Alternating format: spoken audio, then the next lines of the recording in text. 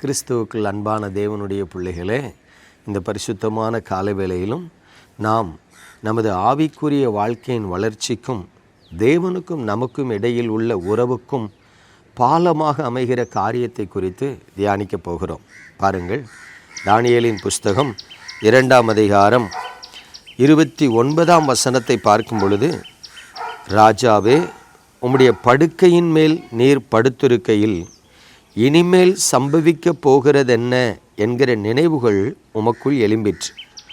அப்பொழுது மறைபொருள்களை வெளிப்படுத்துகிறவர் சம்பவிக்கப் போகிறதை உமக்கு தெரிவித்தார். பிரியமானவர்களே, தானியேலின் காலத்தில் நடந்த ஒரு சம்பவத்தை இங்கே நாம் பார்க்கிறோம். பாபிலோன் தேசத்தில் அடிமையாக கொண்டு செல்லப்பட்டிருந்த காலத்தில் தானியேலும் அவருடைய நண்பர்களும் தேவனுக்கு பிரியமாக, தேவனுக்கென்று வைராக்கியமாக வாழ்வதற்கு தங்களை அர்ப்பணித்திருந்தார்கள் என்று சொல்லி பார்க்கிறோம். அவர்கள் காண்பித்த அந்த பக்தி வைராக்கியமானது அவர்களை ராஜாவுக்கு முன்பாக கொண்டு போய் நிறுத்திற்று. மாத்திரமல்ல, ராஜாவுடைய கண்களில் அவர்களுக்கு தயவு கிடைக்க பண்ணிற்று என்று பார்க்கிறோம். ஏனென்று சொன்னால், ஒவ்வொரு சின்ன காரியத்திலும் அவர்கள் தேவனுக்கென்று வைராக்கியம் காண்பித்தார்கள். கர்த்தரை தவிர எங்கள் ஜீவனே போனாலும் அந்நிய தெய்வங்களை நாங்கள் வழிபட மாட்டோம். ஒன்று. இரண்டாவது, தேவனுக்கென்று வாழ்கிற நாங்கள் எங்கள் சரீரத்தையும் ஆவியையும் எந்த ஒரு காரியத்தினாலும் தீட்டுப்படுத்த மாட்டோம் என்று ராஜாவின் போஜனத்தையும் அவர்கள் விலக்கி வைத்தார்கள். இப்படி ஆசீர்வாதத்தை பெற்றுக்கொள்வதற்கு முன்பு, மேன்மையை பெற்றுக்கொள்வதற்கு முன்பு தங்கள் விசுவாசத்துக்காக அவர்கள் உறுதியோடு வாழ்ந்தார்கள் என்று பார்க்கிறோம். இன்றைக்கு தேவ பிள்ளைகளாகிய நீங்களும் நானும் கவனித்து பாருங்கள். அடிக்கடி பரிசுத்தத்திலே தடுமாடுகிறோம், ஜெப வாழ்க்கையிலே சோர்ந்து போகிறோம், விசுவாசத்திலே பின்வாங்குகிறவர்களாக இருக்கிறோம்.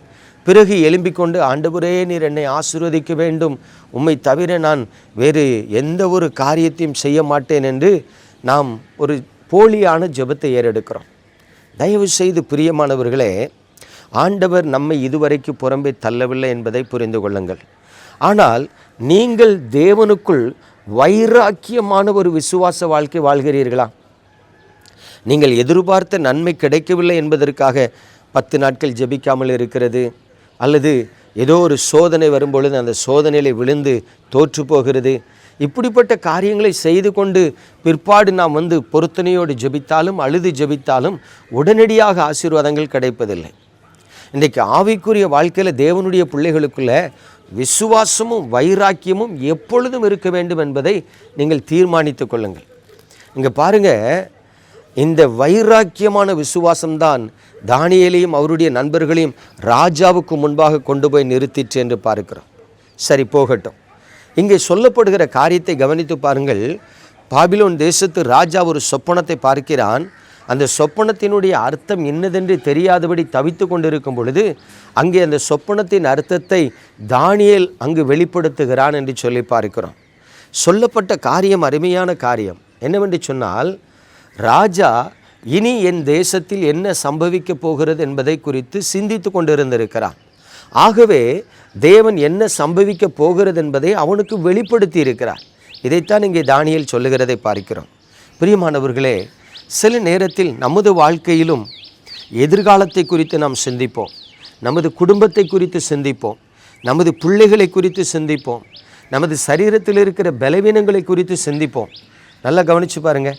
ஒரு மனிதனுக்கு சரீரத்தில் சுகவீனமாக இருக்குன்னு வைங்களேன், அடிக்கடி ஏதோ ஒரு பலவீனம் அவனிடத்தில் ஒரு போராட்டத்தை கொண்டு வருதுன்னா அதை குறித்து யோசித்து கொண்டே இருப்பான்.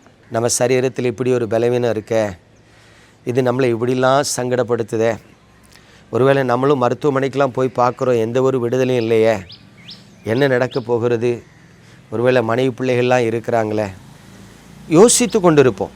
அப்படி தானே? இல்லை, திடீர்னு வேலை பார்க்குற இடத்துல சரியாக நமக்கு சம்பளம் வரல.